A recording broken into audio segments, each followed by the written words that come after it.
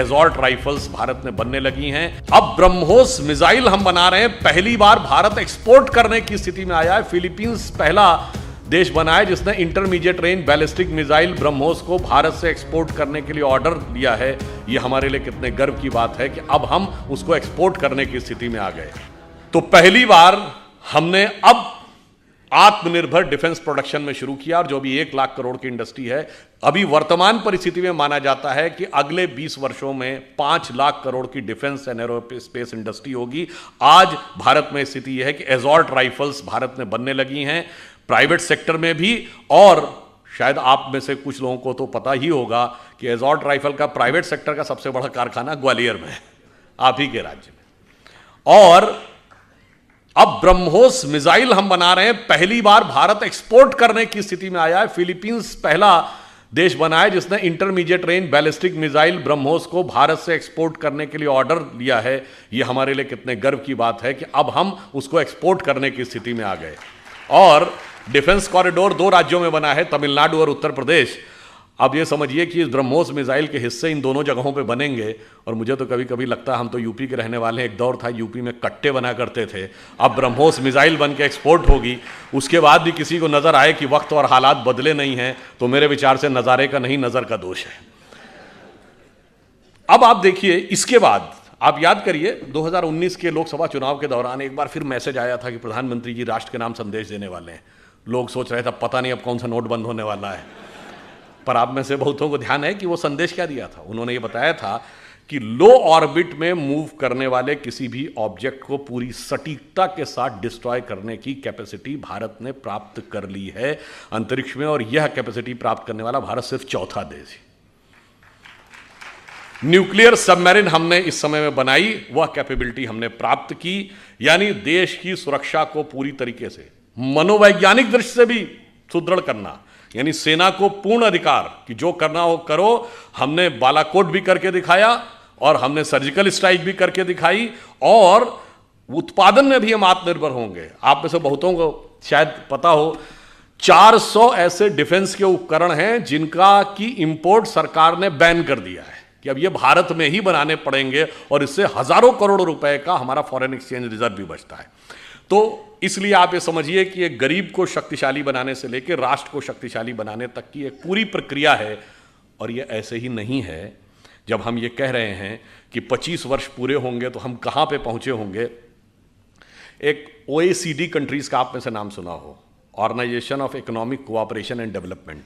इसमें शायद अब पहले 40 थे, 50 के आसपास कंट्री हैं।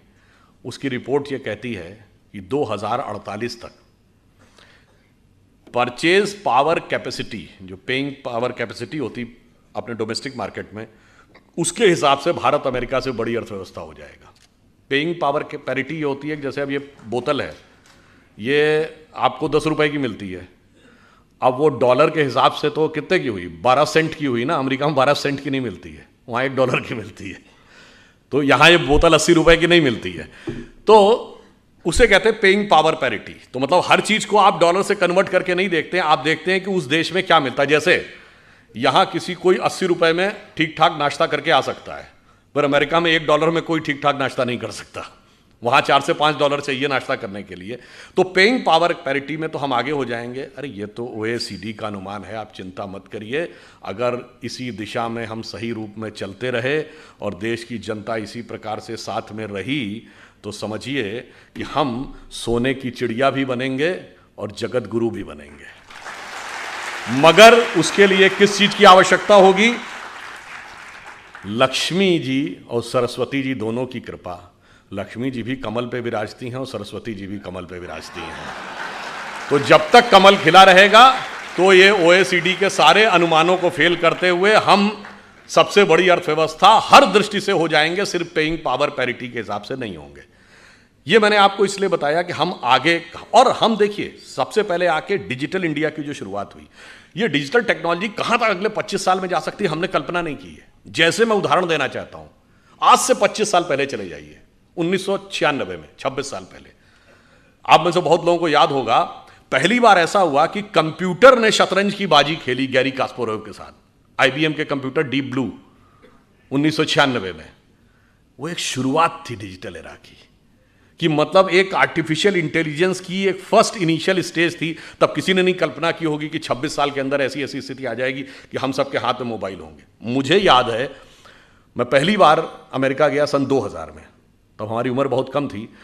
तो उस समय ये जो नेविगेशन सिस्टम है ना, जो अब गूगल मैप हर फोन पे है, नेविगेशन सिस्टम जिन गाड़ियों में लगा होता, पता उसकी कॉस्ट क्या थी? $4,500, और डॉलर 50-55 रुपए का था, यानी 2.5 लाख रुपए का वो नेविगेशन सिस्टम होता था।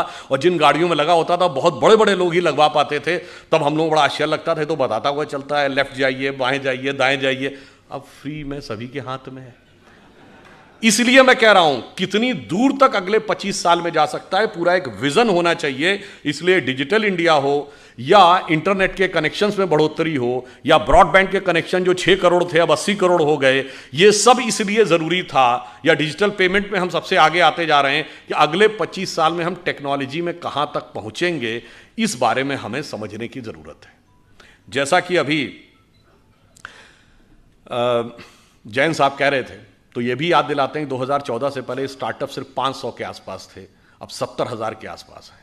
100 से अधिक यूनिकॉर्न है। हम अमेरिका के बाद सबसे ज़्यादा यूनिकॉर्न बनाने वाली कंपनियों में से, देशों में से एक हो गए हैं। यानी इतनी फास्ट गति से हमारी ग्रोथ हो रही है। और आप यह भी समझिए कि इस परिवर्तन के इस दौर में जब हम इस रफ्तार से आगे बढ़ रहे हैं, तो एक बार मुझे याद है कि एक टीवी डिबेट हो रही थी, तो उसमें यह हुआ कि अमेरिका ने मदद पाकिस्तान को रोक दी। तो वो पाकिस्तान की तरफ से एक पत्रकार महोदया बैठी थी, उन्होंने कहा जी आपको मदद की ज़रूरत होगी, हमें मदद की ज़रूरत नहीं है। तो हमने कहा जी हम अमेरिका से क्या लेते हैं ये इंपॉर्टेंट नहीं है, हम अमेरिका को क्या देते हैं। तो जैसा कि अभी वो बता रहे थे, गूगल का चीफ हमारा है, माइक्रोसॉफ्ट का चीफ हमारा है, पेप्सी की चीफ इंदिरा नूई इंडियन है, इससे पहले मास्टर कार्ड का चीफ इंडियन रह चुका है, सिटी बैंक का चीफ इंडियन रह चुका है। इतनी बड़ी बड़ी ग्लोबल कंपनीज के चीफ हमारे हैं। मैंने कहा आपके यहाँ भी बहुत सारे चीफ हैं, लश्कर तैयबा का चीफ है, जैश ए मोहम्मद का चीफ है, अलकायदा का चीफ होता है। मैंने कहा इतना बड़ा अंतर है कि हम 75 साल में कहाँ पहुँचे हैं कि अमेरिकन मल्टीनेशनल्स भारत में आती हैं टैलेंट हंट के लिए, और अमेरिकन फौजें पाकिस्तान में जाती हैं टेररिस्ट हंट के लिए। कभी ओसामा बिन लादेन मारा जाता है एबटाबाद में, तो कभी पाकिस्तान के बॉर्डर पर अमन अल जवाहिरी मारा जाता है। और इतना ही नहीं, हम अमेरिका को सिर्फ इतना ही नहीं देते हैं। जैसा कि अभी मोहित जी कह रहे थे कि भाई मैं तो बिजनेस का व्यक्ति हूं, तो समाज, राजनीति, आध्यात्म, इस विषय पर तो मैं नहीं बोलूंगा। मैं तो बताता हूं कि बिजनेस और आध्यात्म का भी हमारे यहां कैसा कनेक्शन है। हम सब व्हाट्सएप यूज करते हैं, फेसबुक यूज करते हैं, तो उसका ओनर कौन है? Mark Zuckerberg. जो लोग आईफोन यूज करते होंगे पता होगा कि एप्पल का फाउंडर कौन था? Steve jobs. अब ये मार्क जुकरबर्ग ने खुद कहा कि एप्पल के फाउंडर स्टीव जॉब्स ने उनसे कहा था कि अगर जिंदगी में कभी इतना बुरा वक्त आ जाए कि तुम्हें लगे कि तुम्हारा कॉन्फिडेंस ही खत्म हो गया है, पूरी तरीके से हताश हो गए हो, तो ऐसा करना, भारत में जाना, वहां नैनीताल जिले में कैची में नीम करोरी बाबा का एक आश्रम है, वहां जाके तुम्हें एक नई ऊर्जा मिलेगी। और मार्क जुकरबर्ग ने कहा कि मैं आया, वो दौर जब आया और मुझे एक नया कॉन्फिडेंस मिला, और जाके फिर मैंने नए सिरे से यह रचना प्रारंभ की। तो हम बिजनेस के साथ साथ हम यह भी देते हैं, तभी हमने कहा कि हम सोने की चिड़िया के साथ साथ जगत गुरु भी बनेंगे, यही हमारा भवितव्य है। परंतु इस अमृत काल से पहले हमें यह भी समझना होगा कि अमृत तो बाद में आता है, सागर मंथन में विष पहले आता है। बहुत सारा विष हमारे दिमागों में भरा हुआ है। जो अभी उल्लेख किया गया कि प्रधानमंत्री जी ने 5 प्रण कहे, तो पहला प्रण क्या था? कि हमें विकसित राष्ट्र बनना। अब छोटी मोटी बात नहीं सोचनी, जिसके विषय मैंने बताया। दूसरा प्रण क्या था? गुलामी की हर चीज को छोड़ना है। और यह बात उन्होंने ऐसे ही नहीं कही। नॉर्मली सरकारें आती हैं, वो कहती हैं हमने इतने नए नियम और बना दिए। हमारी सरकार ने पिछले 8 साल में 1,500 से लेकर 1800 पुराने नियम समाप्त कर दिए, जिनकी कोई जरूरत नहीं थी। और कैसे कैसे नियम? एक बार अमित शाह जी ने मुझे बताया कि जब वो गुजरात के गृह मंत्री थे, तो 1965 के युद्ध के समय क्या होता था कि पाकिस्तान अपनी तरफ से गुब्बारों के द्वारा कुछ पैम्फलेट्स भारतीय क्षेत्र में छोड़ देता था। उनका कहना था 2001 तक उसकी रिपोर्ट बन के आती थी कि इस हफ्ते कोई गुब्बारा या उसके द्वारा कोई पैम्फलेट भारत के क्षेत्र में नहीं लाया गया और उसके लिए भी ड्यूटी लगी रहती थी। ये उदाहरण है कि कितने रिडंडेंट यानी कालबाह्य नियम भी थे, उन सबको समाप्त किया। उसके बाद आगे बढ़े तो जो पुरानी चीजें हैं रिडंडेंट हो गई हैं उनको समाप्त करने की भी जरूरत थी। पर हमारे मन में विष कैसे भरा रहता है, मैं आपको एक उदाहरण देना चाहता हूं आप ही के क्षेत्र से। यहां अहिल्याबाई होलकर जी का पुण्य स्थान है। आपने अहिल्याबाई जी का नाम किसके नाम पे पढ़ा? अहिल्या जी के नाम पे पढ़ा। हम सब ने वो कहानी सुनी, गौतम ऋषि की पत्नी अहिल्या थी, इंद्र ने आकर संपर्क स्थापित कर लिया इसलिए वो पत्थर बन गई। फिर भगवान राम के द्वारा उनकी मुक्ति हुई। कितना गलत है, महिलाओं के साथ कितना अत्याचार होता था, यही दिमाग में भरा हुआ है ना। पर आप में से किसी ने कभी ध्यान दिया कि अहिल्या शब्द और गौतम शब्द और राम शब्द का अर्थ क्या है? अहिल्या का अर्थ होता है जिसे हिलाया ना जा सके।